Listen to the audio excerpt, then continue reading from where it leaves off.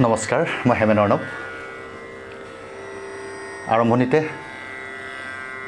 মোৰ চেনেললৈ সকলোকে স্বাগতম জনাইছোঁ। আচলতে বৰ্তমান বন্ধৰ দিন চলি আছে, আমি সকলোৱে ঘৰতে আছোঁ। মই ভাবিলোঁ ঘৰত থাকিলে আমি বহুত কিবা কিবি কাম কৰিব পাৰোঁ, বহুত গঠনমূলক কাম কৰিব পাৰোঁ। আৰু সেয়েহে ভাবিলোঁ মোক বহুতে ফোনো কৰি আছে। লগতে মোৰ ইনষ্টিটিউট গ্লেমাৰ একাডেমি এইকেইদিন বন্ধ হৈ আছে, তাত সংগীতৰ শিক্ষা দিয়া হয়। আৰু লগতে মোৰ ইউটিউবত সংগীত শিক্ষাৰ ওপৰত ভিডিঅ' কেইটামান দিয়া আছে। বহুতে মোক ফোন কৰি কয়, ছাৰ আপুনি আৰু নতুন নতুন ভিডিঅ' দিয়ক। সেইকাৰণে ভাবিলোঁ শাস্ত্ৰীয় সংগীতৰ ওপৰত অকণমান আলোচনা কৰোঁ। এতিয়া প্ৰথম কথা হ'ল, বহুতে সংগীত শিকিব বিচাৰে, কিন্তু অসুবিধাৰ হেতু গুৱাহাটীত আহি বা গুৰুৰ ওচৰত গৈ সংগীত শিকাটো সম্ভৱ নহয়। বা এনেকুৱা বহুত চাকৰিয়াল ব্যক্তি আছে, হয়তো সংগীত অন্তৰৰ পৰা ভাল পায়, কিন্তু গুৰুৰ ওচৰত গৈ তেওঁ সময় দিব নোৱাৰে বা তেওঁ ফেচ টু ফেচ থাকি সংগীত শিকিব নোৱাৰে বা সংগীত গ্ৰহণ কৰিব নোৱাৰে। সেইকাৰণে মই ভাবিলোঁ অসমীয়াত যিহেতু তেনেকুৱা ভাল টিউটৰিয়েল এতিয়ালৈ মই ভাবোঁ নাই, সেইকাৰণে এই প্ৰচেষ্টা হাতত লৈছোঁ। এতিয়া প্ৰথম কথা হ'ল, আমি সংগীত অন্তৰৰ পৰা ভাল পাব লাগিব। সংগীত এটা এনেকুৱা বিষয়, যিটো বিষয় আমি অন্তৰৰ পৰা, আমি মনৰ পৰা ভাল পাব লাগিব। মনৰ পৰা ভাল নাপালে আমি সংগীত শিকিব যোৱাটোও ভুল বা সংগীত শিকিব নোযোৱাই ভাল। ২ নম্বৰ কথা হ'ল, সংগীত শিকিবৰ কাৰণে ভগৱান প্ৰদত্ত এটি কণ্ঠ লাগিব, এটি ভইচ লাগিব। আৰু সেই বিশ্বাসটো যদি নিজৰ ওপৰত আছে, তেতিয়াহ'লে সংগীত শিকিবৰ কাৰণে যাব লাগে।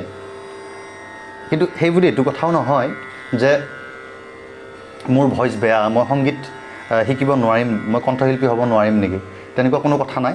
যদি আমি সাধনা কৰোঁ, আমি যদি ভাল গুৰু এজনৰ ওচৰত আমি শিক্ষা গ্ৰহণ কৰোঁ, আমি নিশ্চয় উপকৃত হ'ব পাৰোঁ।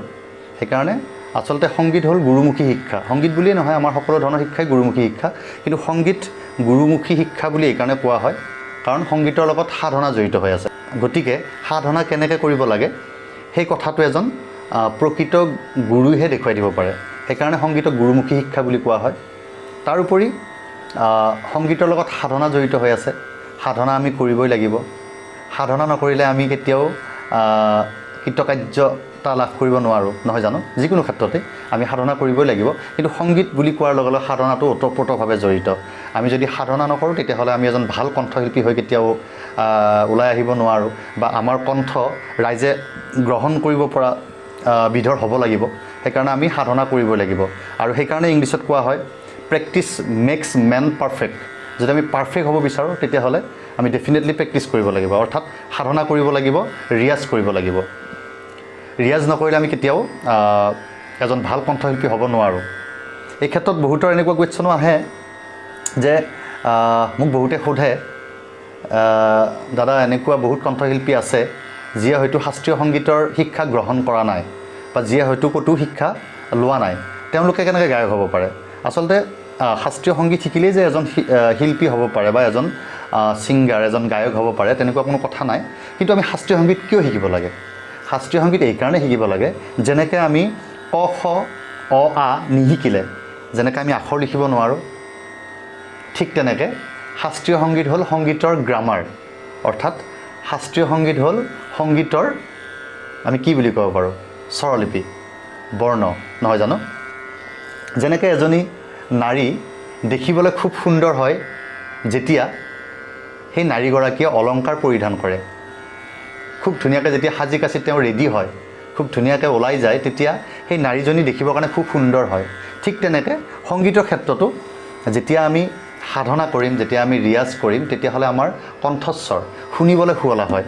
আৰু তেতিয়া আমাৰ ভোকেলটো মানুহে আদৰি ল'বৰ কাৰণে আগ্ৰহ প্ৰকাশ কৰে। আনহাতে আমি এই সংগীতৰ সাধনাক আমি যদি ভোকেল জিম বুলি কওঁ, তেতিয়াহ'লেও ভুল কোৱা নহ'ব। কাৰণ যেনেকৈ জিম কৰিলে যিকোনো এজন ব্যক্তি সুঠাম হৈ উঠে, শাৰীৰিকভাৱে খুব ধুনীয়া হৈ উঠে, বা নিৰোগী হৈ উঠে, ঠিক তেনেকৈ সংগীত সাধনা কৰিলে আমাৰ কণ্ঠস্বৰ খুব ধুনীয়া হয়, সুমধুৰ হয়। গতিকে আমি সাধনা কৰিবই লাগিব। সংগীত যদি আমি শিকিব বিচাৰোঁ, সেই দৃঢ়তাটো আমি মনত প্ৰথমে ৰাখিব লাগিব। নহ'লে আমি যেনেকৈ ফুটা কলহত পানী ঢালি আছোঁ আৰু আনফালে পানী গৈ আছে, তেনেকুৱা পৰ্যায় হ'ব পাৰে। সেইকাৰণে মনত দৃঢ়তা আমি ৰাখিব লাগিব যে আমি যদি সংগীত শিকিব বিচাৰিছোঁ, তেতিয়াহ'লে সাধনা আমি কৰিবই লাগিব। তাৰ উপৰিও সংগীত শিকাৰ আগত আমি লাজ, ভয় আৰু শংকা এইবোৰ একাষৰীয়া কৰি থ'ব লাগিব। এইকাৰণে যদি আমি লাজ কৰোঁ, আমি যদি নাৰ্ভাছ ফিল কৰোঁ, আমি যদি শংকাবোধ কৰি সংগীত শিকি থাকোঁ, তেতিয়াহ'লে কি হ'ব? সংগীতটো আমাৰ ভালদৰে শিকা নহ'ব। গতিকে আমি এই বস্তুখিনি দূৰত থ'ব লাগিব। শাস্ত্ৰীয় সংগীত শিকাৰ সময়ত বহুতে নাৰ্ভাছ ফিল কৰে, বহুতে মুখৰ ভংগীমাবিলাক বেলেগ বেলেগ ধৰণৰ কৰে। কিছুমানে চকু মুদি গীত গায়, কিছুমানে হাতৰ অংগী ভংগী দেখুৱাই গীত গায়। আচলতে হাতৰ অংগী ভংগী একদম দেখুৱাব নালাগে গান গোৱাৰ সময়ত, নহ'লে হাঁহিয়াতৰ পাত্ৰ হোৱাৰ বাহিৰে একো নহয়। গতিকে আমি যিহেতু গান কিয় শিকিব আহিছোঁ বা আমি গান কিয় শিকিম? গান শিকাৰ অৰ্থ এটাই যে গান শিকিলে আমাৰ গান বেলেগে শুনিব, আমাৰ গান বেলেগে কি কৰিব? উপভোগ কৰিব, এনজয় কৰিব। গতিকে আমি যদি নিজেই অদ্ভুত অংগী ভংগী কৰি গান পৰিৱেশন কৰোঁ বা গীত গাওঁ, তেতিয়াহ'লে মানুহে কেতিয়াও ভাল নাপাব। গতিকে সেই বিষয়টোৰ পৰা আমি দূৰত থাকিব লাগে। তাৰপিছত আমি টাইম দিব লাগিব। আমি যদি সংগীত শিকিব বিচাৰোঁ, সংগীতক টাইম দিব লাগিব। টাইম নিদিলে আমি কেতিয়াও ছাকচেছ হ'ব নোৱাৰোঁ। গতিকে এনেকুৱা বিভিন্ন ধৰণৰ কথা আছে, মই সময়ে সময়ে এই প্ৰাসংগিক কথাবোৰ কৈ যাম। এই কথাখিনি আলোচনা কৰাৰ মূলতে হ'ল, যিহেতু আমি সংগীত শিকিবলৈ গৈ আছোঁ বা আমি যিহেতু সংগীত শিকিব বিচাৰোঁ বা আমি শাস্ত্ৰীয় সংগীত শিকিম, গতিকে এই কথাখিনি যেতিয়া আমাৰ মনত ক্লিয়াৰ হৈ থাকিব, তেতিয়াহ'লে আমি নেক্সট পৰ্যায়ত আগবাঢ়ি যোৱাৰ কাৰণে যথেষ্টখিনি সুবিধা হ'ব। গতিকে আহক আমি কেনেকৈ শাস্ত্ৰীয় সংগীতৰ প্ৰেক্টিছ কৰিব লাগে তাকে দেখুৱাইছোঁ।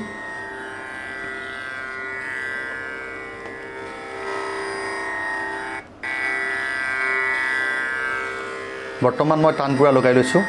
যিহেতু বন্ধ চলি আছে, মোৰ হাৰমনিয়ামখন মোৰ ইনষ্টিটিউটত আছে, সেইকাৰণে কীবৰ্ডখন আগত ৰাখিছোঁ, লগতে মই তানপুৰাটো লগাই লৈছোঁ। এতিয়া সংগীত শিকাৰ ক্ষেত্ৰত আচলতে আমাৰ তানপুৰাৰ খুবেই প্ৰয়োজন। তানপুৰা কিয় প্ৰয়োজন? আমি যেতিয়া প্ৰত্যেকটো স্বৰ, যাক ইংৰাজীত নোট বুলি কোৱা হয়, আমি যেতিয়া প্ৰত্যেকটো স্বৰ যেনে সা ৰে গা মা পা ধা নি সা, এই যে স্বৰসমূহ, এই স্বৰসমূহ আমি এটা নিৰ্দিষ্ট স্কেলত প্ৰেক্টিছ কৰিব লাগে। বৰ্তমান মই চি স্কেলটো লৈছোঁ, কাৰণ মোৰ ভোকেল হ'ল চি। প্ৰথম কথা হ'ল, আমি সংগীত শিকাৰ আগত আমাৰ কণ্ঠস্বৰ, অৰ্থাৎ আমি ভোকেলটো, প্ৰথম কথা হ'ল আমি ক'ত প্ৰেক্টিছ কৰিলে আমাৰ ভোকেলটো গ্ৰহণযোগ্য হ'ব, কোনটো স্কেলত প্ৰেক্টিছ কৰিলে মোৰ ভইচত কোনো ধৰণৰ অসুবিধা নহয়, সেই কথাটো আমি প্ৰথমতে নিৰ্বাচন কৰি ল'ব লাগিব। জেনেৰেলি আমাৰ শাস্ত্ৰীয় সংগীতত এ চাৰ্প অৰ্থাৎ বি ফ্লেটটোকে আমাৰ সকলোৰে গ্ৰহণযোগ্য স্কেল বুলি ধৰি লোৱা হৈছে। অৰ্থাৎ আমি শাস্ত্ৰীয় সংগীত শিকাৰ অৰ্থই হ'ল আমি এটা নিৰ্দিষ্ট স্কেলত আমি আমাৰ ভোকেলটো বনাই ল'ব লাগিব। সেইকাৰণে আমি প্ৰথমে হ'ল স্কেল নিৰ্বাচন। এতিয়া মই ইয়াত চি স্কেল নিৰ্বাচন কৰি লৈছোঁ, আৰু এই স্কেল নিৰ্বাচন কৰাৰ পিছতে আমি প্ৰথম পৰ্যায়ত আমি হাৰমনিয়াম ব্যৱহাৰ কৰিব লাগে। এইকাৰণে লাগে যেনে আমি হয়তো নোটবিলাক গম নাপাওঁ, কোনটো নোট ক'ত আছে, কোনটো স্বৰ ক'ত আছে। যেনে সা ৰে গা মা পা ধা নি সা, সা নি দা পা মা গা ৰে সা। ইয়াত সাৰ পজিশ্যন, ৰেৰ পজিশ্যন, গাৰ পজিশ্যন, মাৰ পজিশ্যন, প্ৰত্যেকটো নোটৰ পজিশ্যন খুব ধুনীয়াকৈ ইয়াত বজোৱাৰ কাৰণে আমি গম পাইছোঁ। সেইকাৰণে প্ৰাৰম্ভিক পৰ্যায়ত আমি হাৰমনিয়াম এখন আমাৰ লগত থকাটো খুবেই প্ৰয়োজন।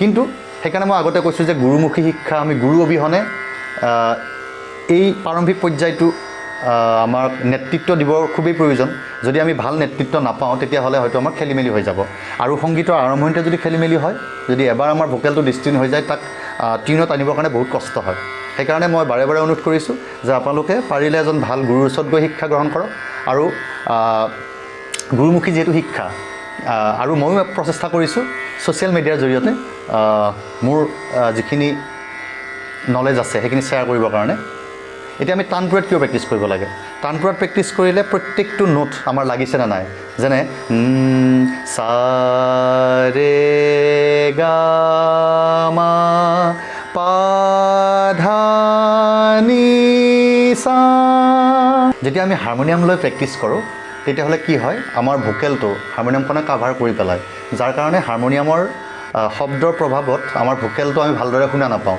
আৰু নোটবিলাক আমি লাগিছে নে নাই গম নাপাওঁ আৰু বহুত এনেকুৱা মই দেখিছোঁ প্ৰত্যেকটো নোট হাৰমনিয়ামত সা ৰে গা মা পা ধা নি সা সা নি দা পা মা গা ৰে সা অৰ্থাৎ বজাই বজাই প্ৰেক্টিছ কৰা আৰম্ভ কৰি দিয়ে বজাই বজাই যেতিয়া প্ৰেক্টিছ কৰে কি হয় নোটবিলাক আচলতে হাৰমনিয়ামৰ লগত মোৰ ভইচটো মিলি থকাৰ নিচিনা অনুভৱ হয় যাৰ কাৰণে যেতিয়া হাৰমনিয়ামখন দূৰত ৰাখি তানপুৰত প্ৰেক্টিছ কৰিব দিয়া হয় তেতিয়াহ'লে ওলাই পৰে যে নোটবিলাক লাগিছে নে নাই সেইকাৰণে আমি একদম আৰম্ভণিৰ পৰাই হাৰমনিয়ামখনটো আমাক লাগিব এইকাৰণে কাৰণ আমি প্ৰত্যেকটো নোটৰ ফ্ৰিকুৱেঞ্চি আছে সেই ফ্ৰিকুৱেঞ্চিখিনি আমি জানিব লাগিব যদি আমি ভালদৰে ফ্ৰিকুৱেঞ্চিখিনি নাজানো তেতিয়াহ'লে পিছত আমাৰ বহুত অসুবিধা হ'ব গতিকে পৰ্যায়ক্ৰমে মই সকলো কথা আপোনালোকৰ মাজত শ্বেয়াৰ কৰিবলৈ চেষ্টা কৰিম গতিকে আহক প্ৰথমে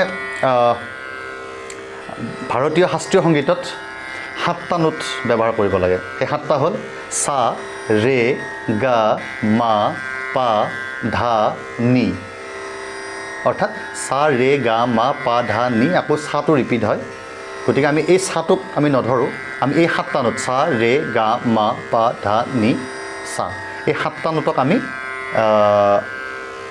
প্ৰেক্টিছৰ সময়ত ব্যৱহাৰ কৰিম আৰু এই 7টা নোটক একেলগে সপ্তক বুলি কোৱা হয় সপ্তক অৰ্থাৎ 7টা নোটক আমি সপ্তক বুলি ক'ব পাৰোঁ আৰু এই সপ্তকক ইংৰাজীত অক্টেভ বুলি কোৱা হয় এতিয়া আমি শাস্ত্ৰীয় সংগীত শিকিলে আমি সপ্তক জানিব লাগিব ইতিমধ্যে মই ক'লোঁ সা ৰে গা মা পা ধা নি এই 7টা নোট লগ লাগি সপ্তক হৈছে এতিয়া সপ্তক হ'ল আমাৰ 3 প্ৰকাৰৰ অৰ্থাৎ অক্টেভ হ'ল আমাৰ তিনিটা অক্টেভ আছে মই যিটো প্ৰেক্টিছ কৰিছোঁ হ'ল মিডল অক্টেভ সা ৰে গা মা পা ধা নি সা এইটো মিডল অক্টেভ তাৰপিছত আমাৰ আহিব লোৱাৰ অক্টেভ সা নি ধা পা মা গা ৰে সা এইটো হ'ল লোৱাৰ অক্টেভ সা ৰে গা মা পা ধা নি সা মিডল অক্টেভ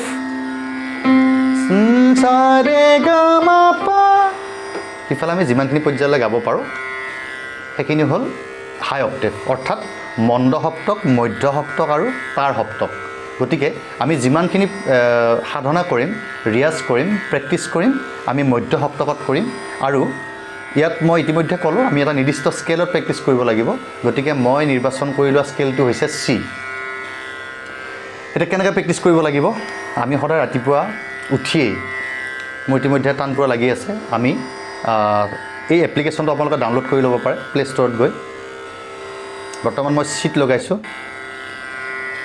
ৰাতিপুৱা উঠিয়ে আমি ওম প্ৰেক্টিছ কৰিব লাগে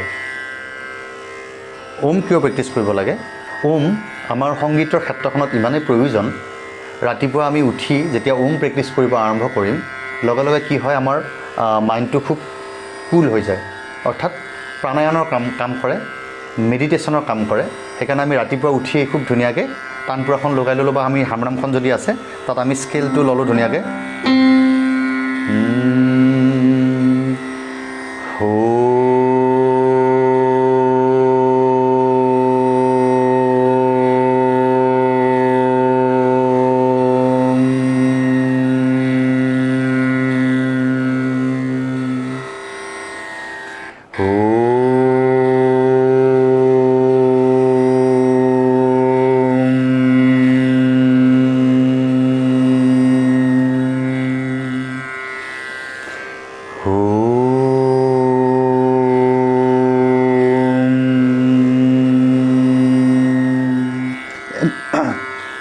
একেদৰে আমাৰ উশাহ যিমান সময়লৈ আমি ধৰি ৰাখিব পাৰোঁ সিমান সময়লৈ আমি ওম প্ৰেক্টিছ কৰিব লাগে।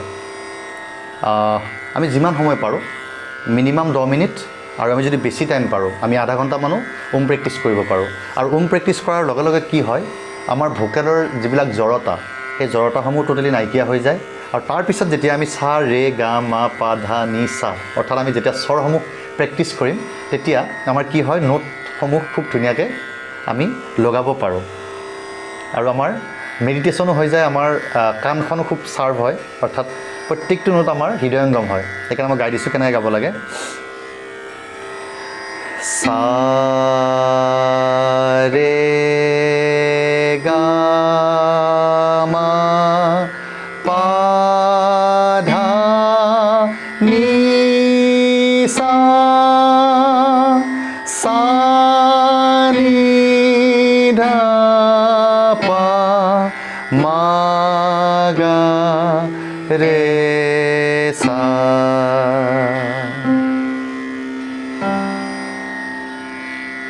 এনেকৈ আমি প্ৰত্যেকটো নোট হৃদয়ংগম কৰি ল'ব লাগে। আৰু আৰম্ভণিতে আমি এনেকুৱাও কৰিব পাৰোঁ, সা নোটটো ল'লোঁ, সা নোটটোত আমি কনচেনট্ৰেট কৰিলোঁ, সা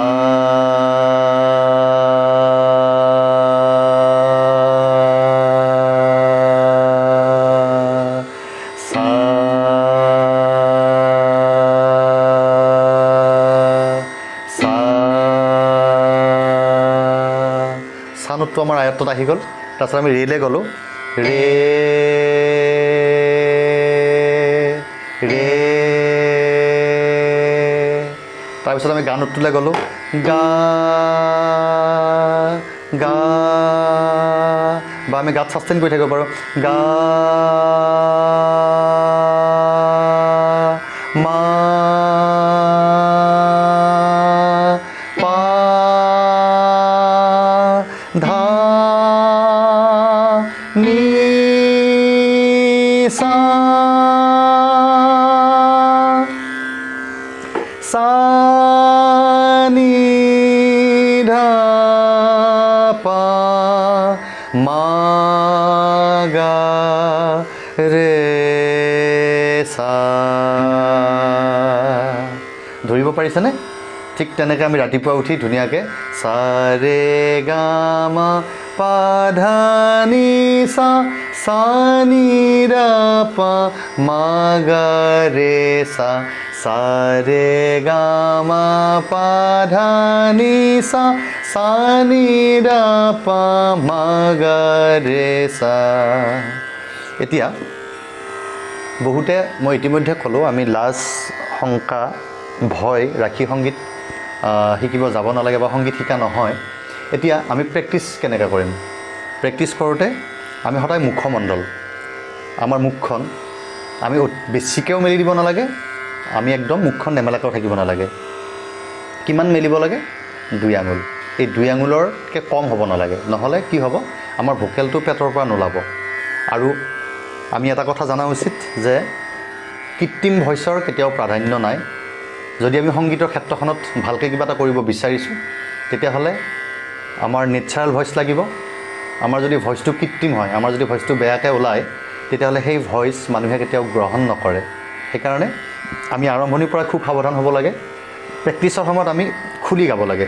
আৰু খুলিবৰ কাৰণে কি কৰিব লাগিব? আমি মুখখন মিনিমাম ইমানখিনিমান সা সা ৰে গা মা পা ধা নি সা সা নি ধা পা মা গা ৰে সা। আমি প্ৰেক্টিছৰ সময়ত ইয়াতকৈ মুখখন কম মেল খাব নালাগে। আমি ইমানখিনিমান মেল খুৱাইহে প্ৰেক্টিছ কৰিব লাগে, নহ'লে আমাৰ ভোকেলটো ভিতৰৰ পৰা কেতিয়াও নোলাব। আৰু ভোকেলটো ভিতৰৰ পৰা নোলালে ভইচটো খোল নাখাব, আৰু খোল নাখালে পিছলৈ যথেষ্টখিনি প্ৰব্লেম হ'ব পাৰে। গতিকে আজিলৈ ইমানতে সামৰিছোঁ। অহা ক্লাছত আৰু ডিটেইলছত যাবৰ কাৰণে চেষ্টা কৰিম। ধন্যবাদ।